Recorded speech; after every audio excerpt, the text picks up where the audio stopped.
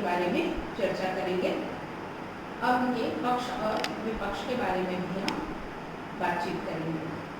सबसे पहले मैं कार्ल मार्क्स के विचारों के बारे में, जो लेनिन की विचारधारा है उसके बारे में चर्चा करूंगी कि लेनिन जो है वो कार्ल मार्क्स के विचारों का अनन्य भक्त था, परंतु उनकी समस्या यह थी कि कार्ल मार्क्स की जो भी भविष्यवाणियां थी वे रूस में गलत साबित हो रही थी और मार्क्स के अनुसार पूंजीवादी देशों में श्रमिक वर्ग पूंजी वर्ग के विरुद्ध विद्रोह करेगा, ऐसा उनका जो कहना था वो गलत साबित हो रहा था। इंग्लैंड, फ्रांस, जर्मनी, अमेरिका कहीं भी ऐसी क्रांति नहीं हुई और न ही दोनों वर्ग अर्थात पूंजीपति और श्रमिक वर्ग के मध्य संघर्ष की जो भविष्यवाणी थी वो कहीं भी सही साबित नहीं हो रही थी। क्रांति हुई भी तो रूस में हुई। 20वीं शताब्दी में समाज के बदलते स्वरूप के आधार पर पुनर्व्यवस्था के कुछ नए सिद्धांत लेकर लेनिन आए और उनके द्वारा से उन्हें कार्ल मार्क्स की विचारधारा के अंतर्गत जोड़े गए, जो कि इस प्रकार हैं। तो लेनिन के द्वारा मार्क्स के विचार में संशोधन को हम देखते हैं। पहला जो लेनिन के द्वारा से संशोधन किया गया वह है साम्राज्यवाद की व्याख्या। लेनिन ने अपनी पुस्तक imperialism the highest state of capitalism में लिखा कि क्रांति पूंजीवादी देशों में इसलिए नहीं हुई क्योंकि वह पूंजीवाद से साम्राज्यवाद में बदल गया। लेनिन मार्क्स के मौलिक मान्यता को स्वीकार करता है और ये मानता है कि साम्राज्यवाद के कारण से वर्ग संघर्ष नहीं हो पाया है। दूसरी व्याख्या जो इन्होंने जोड़ी है वह है क्रांति की धारणा। मार्क्स अपनी कृति द दास कैपिटल व कम्युनिस्ट मैनिफेस्टो में क्रांति की ओर प्रारंभ में झुका हुआ था, किंतु बाद में धीरे धीरे उसमें परिवर्तन आता गया और बाद की कृतियों में वह विकासवादी होता गया। लेनिन क्रांतिकारी था। उसने कहा क्रांति होती नहीं है, लाई जाती है। क्रांति होने का इंतजार नहीं किया जा सकता। तीसरा जो संशोधन लेनिन के द्वारा किया गया वह है साम्यवादी दल का नेतृत्व। मार्क्स ने सर्वहारा वर्ग के अधिनायकवाद को ये कहा था कि यह पूरे संसार में शासन करेगा और लेनिन के अनुसार से ये विचारधारा जो है उसमें थोड़ा सा संशोधन किया गया और ये कहा गया कि साम्यवादी अधिनायकत्व जो है वह सर्वहारा वर्ग के अधिनायकवाद के ऊपर हावी होगा और लेनिन के अनुसार श्रमिकों तक क्रांतिकारी विचारधारा को पहुंचाने का कार्य मध्यम वर्गीय बुद्धिजीवी जो है वह करेगा, क्योंकि बुद्धिजीवी वर्ग जो है वह विचारों में क्रांति लाने का कार्य करता है। चौथा जो इन्होंने अपनी विचारधारा में संशोधन करने का कार्य किया वह है राज्य की आवश्यकता। मार्क्स के अनुसार से राज्य व वर्ग विहीन सिद्धांत दिया गया, परंतु लेनिन ने कहा सर्वहारा वर्ग के अधिनायकवाद में राज्य को मजबूत किया जा सकता है और फिर धीरे धीरे हम उस विचारधारा की ओर आगे बढ़ सकते हैं जिसे कार्ल मार्क्स ने दिया है। राज्य का शीघ्र नष्ट हो पाना आवश्यक नहीं है। मार्क्स का साम्यवाद एक विश्वव्यापी आंदोलन है जो कि धीरे धीरे भी आगे बढ़ सकता है। तो इस तरह से ये चार बातें जो हैं वो लेनिन के द्वारा से कार्ल मार्क्स के साम्यवाद के अंतर्गत जोड़ा गया। आइए हम इसी तरह लेनिन की कुछ बातों को आगे बढ़ाते हुए कार्ल मार्क्स के जो विचारधारा है उसके पक्ष में कुछ बिंदु बताते हैं।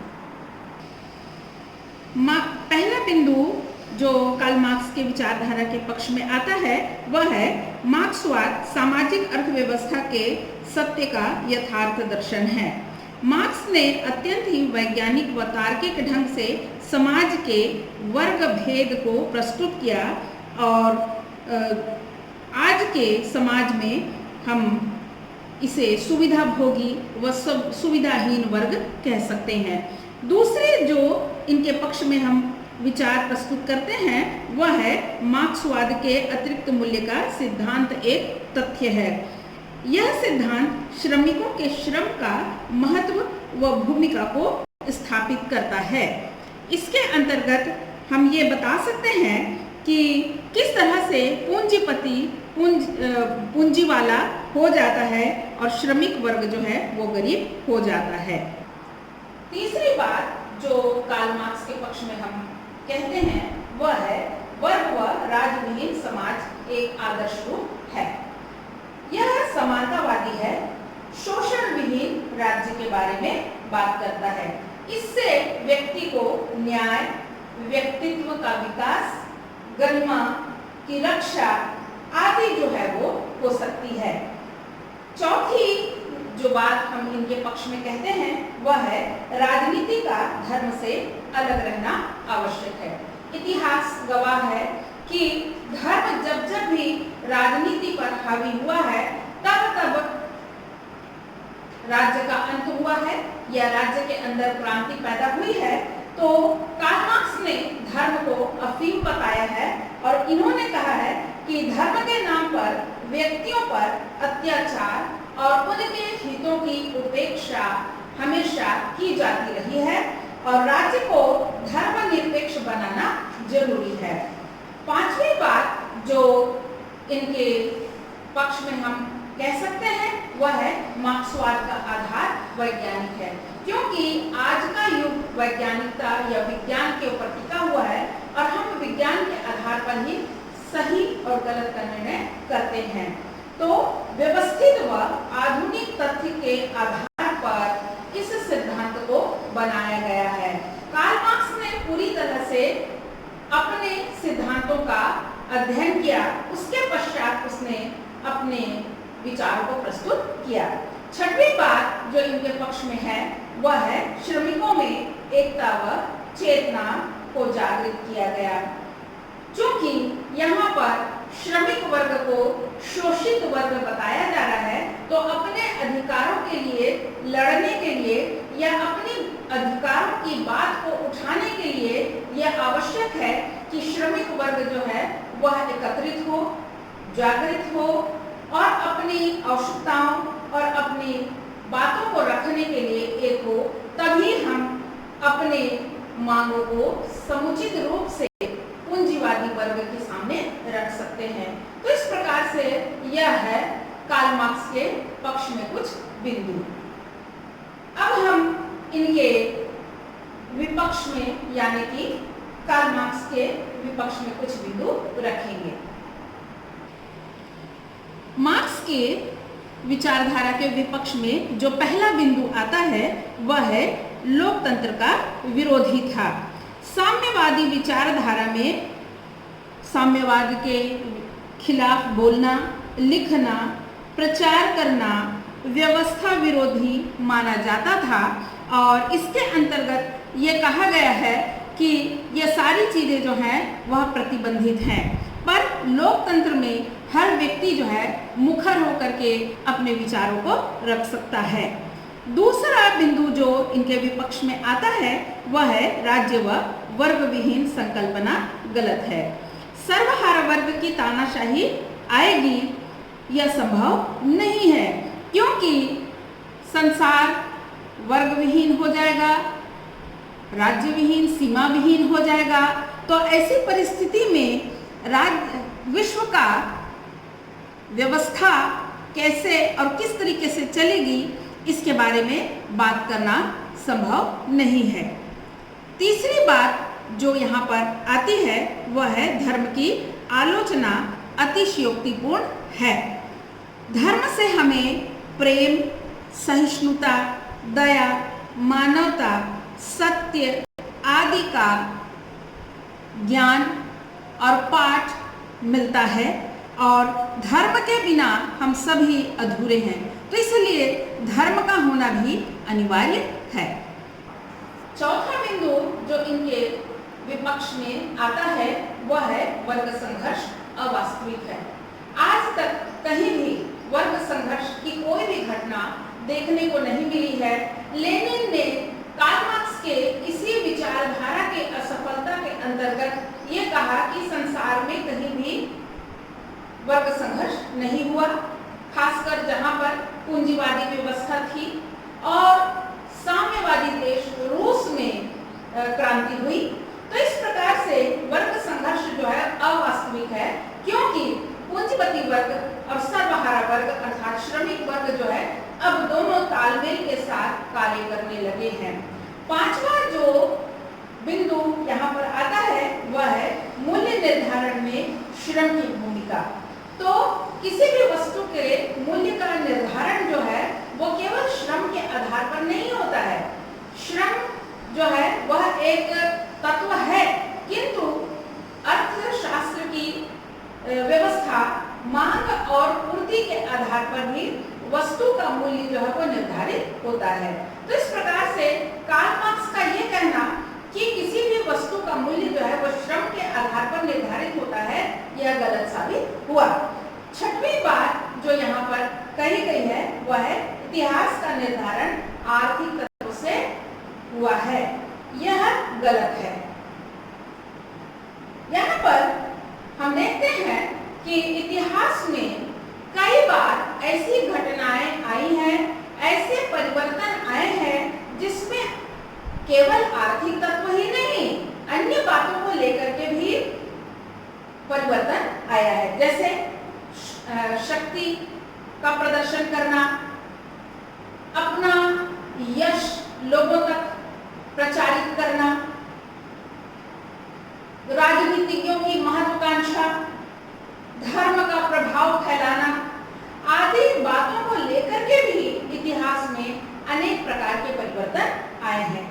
तो इस प्रकार से केवल आर्थिक तत्व को ही इतिहास में परिवर्तन का कारण या विकास का कारण मानना जो है वो गलत है।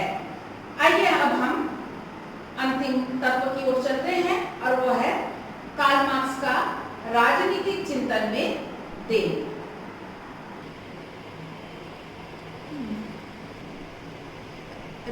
राजनीति शास्त्र को कार्ल मार्क्स ने अनेक प्रकार की देन दी है, जिसमें पहला है वैज्ञानिक समाजवाद का प्रतिपादन किया। मार्क्स की विचारधारा व्यवहारिक दर्शन है और विश्व को आर्थिक व राजनीतिक स्थिति की ओर परिवर्तित करने का मार्ग बताया कि किस तरीके से हम समाज में या संसार में परिवर्तन ला सकते हैं। इसके लिए हमें विज्ञान का सहारा लेना अनिवार्य है।